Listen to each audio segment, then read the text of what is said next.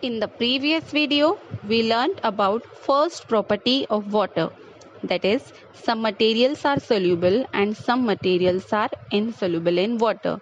The other property of water is some materials sink and some material float in water.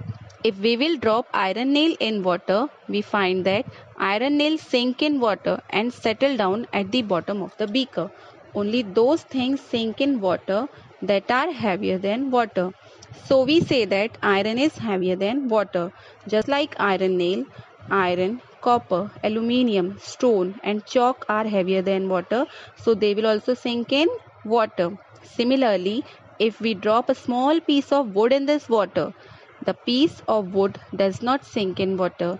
It will float. The material that float on water is lighter than water. So, the wood is lighter than water. Just like wood, plastic, ice, oil and kerosene are lighter than water and they will also float on water. We learned about two properties of water. Now let us take a look at the properties of liquid. If we pour the water in a beaker, the water takes the shape of the beaker. If we pour the same water into the glass, the water takes the shape of the glass. Similarly, if we put the water into the flat bottom flask, the water takes the shape of flat bottom flask. This shows that water or liquid has no fixed shape of its own. It takes the shape of container into which it is put. Now, if we pour the water from flat bottom flask back into the original beaker, we find that the water fills the beaker up to the same mark. So we conclude that water has a fixed volume and that this volume does not change even when the container is changed. So, water has fixed volume. Liquid have the following properties. It has no fixed shape. It takes the shape of container in which it is kept. It has a fixed volume. It is not hard. It flows from higher level to lower level.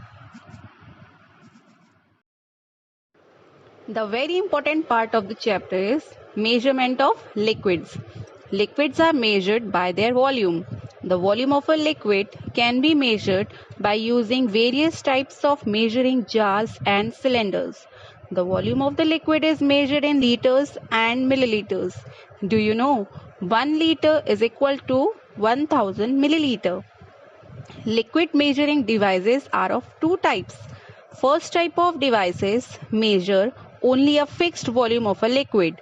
These devices are usually made up of aluminium sheets. They come in different capacities such as 100 milliliter, 200 milliliter, 500 milliliter and 1 liter. We measure the volume of liquids like milk and kerosene oil with the help of these devices. Second type of devices measure the desired volume of a liquid. These devices are usually made up of transparent glass and have markings. Since these measuring devices are made up of glass, we are able to see the level of the liquid inside them. These devices are used in science laboratories. Water dissolves many substances in it. It is one of the most common and useful liquid around us. Nowadays, various human activities like bathing animal, washing clothes in water bodies are making the water dirty. It is called water pollution.